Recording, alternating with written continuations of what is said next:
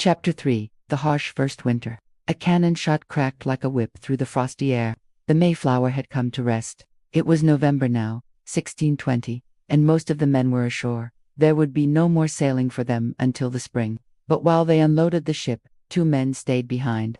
One was the captain, Christopher Jones, who sailed the Mayflower back across the Atlantic, and the other was John Howland, who opted to stay with the ship rather than walk ashore into the unknown. As far as we know, these two men would be the last to join the growing community, bringing its total number to 51. And from this point forward, their struggle was just beginning.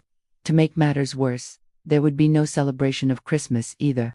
On that day, Governor Carver called for a fast and a prayer, confessing that they'd had little cause for joy or mirth since their arrival, and their first winter in New England was to be a season of bitter cold, sickness, and death. On one of the colder days, Edward Winslow wrote to a friend in England about the harsh conditions they faced. He described how icy the weather had become, that though the sun shone brightly, it gave no warmth, and he mentioned how the people of the colony were much afflicted with sickness, and that many of them were at the point of death.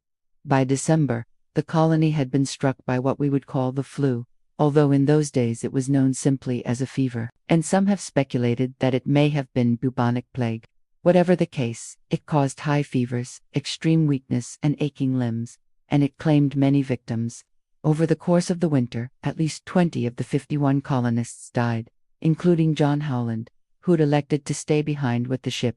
In his journal, William Bradford wrote that Howland lay sick only for days and then he died.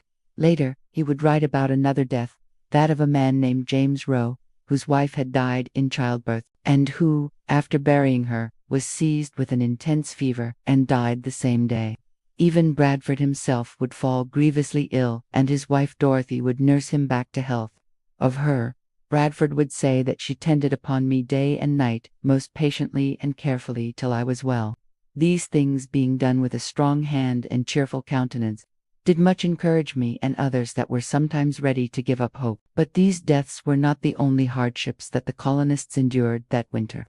Another danger stalked their settlement, one that stalked in the night. Storms raged, winds blew, and snow piled up, creating drifts as high as men were tall. Beneath the cover of darkness, monstrous shapes seemed to rise up out of the swirling snow.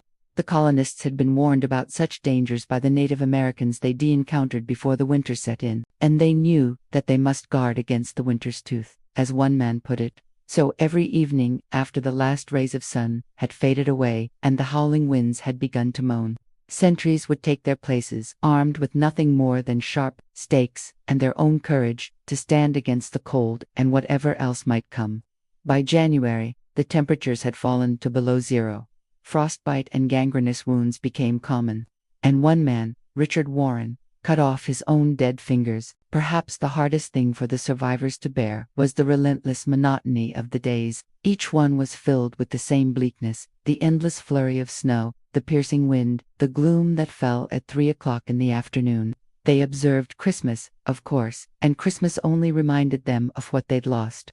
After all, Christmas is a holiday about family and friends, and so many of theirs were gone. They buried them under the snow, each mound a silent reproach. The few remaining men grew weaker and thinner. The meager stores of food that had arrived with the Mayflower were nearly exhausted.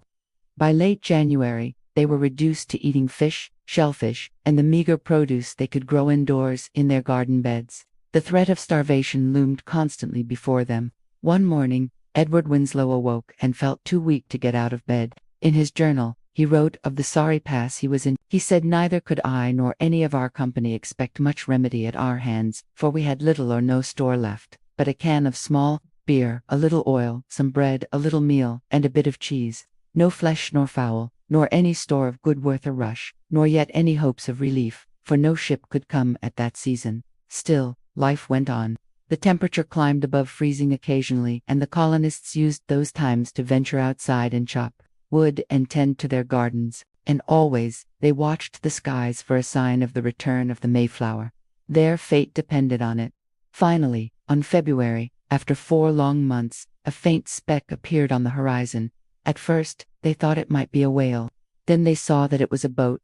It was being pulled by 2 horses, and on shore, the colonists ran and waved their arms until the boat reached them. On board was Captain Jones, who came to tell them that the Mayflower was anchored offshore and would be in soon. Overjoyed, the colonists gathered around Captain Jones, asking him if he brought any relief. He answered that he did. He said that the Mayflower had brought over 34 barrels of corn, 3 barrels of peas, 2 barrels of rye, a barrel of pork, and 2 barrels of fish. This food, along with the supplies that would arrive with the next ship, would save the colony from starvation. But unfortunately, it would also sow the seeds of discord among them. You see, when the Mayflower finally returned to Plymouth, it was under the control of a new governor, John Carver. He'd been chosen to replace William Bradford, who'd proven himself to be a capable leader, but who was unpopular among the merchants in England because he refused to participate in their fur trade.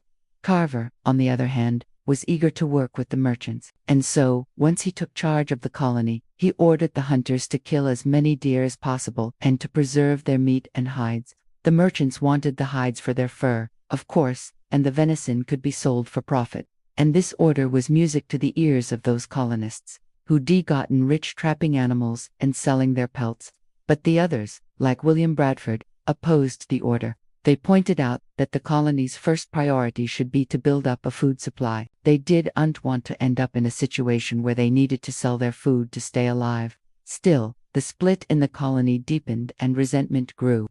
Eventually, the disagreements would blow over, but in the meantime, the colonists pressed on, preparing their settlement for the coming summer. They planted crops, they built more houses, and by the time the Mayflower returned again in the following year, bringing more settlers and supplies, they had managed to pull themselves together, and they welcomed the newcomers as friends and neighbors. In the years that followed, many more ships arrived and many more people came to live in Plymouth.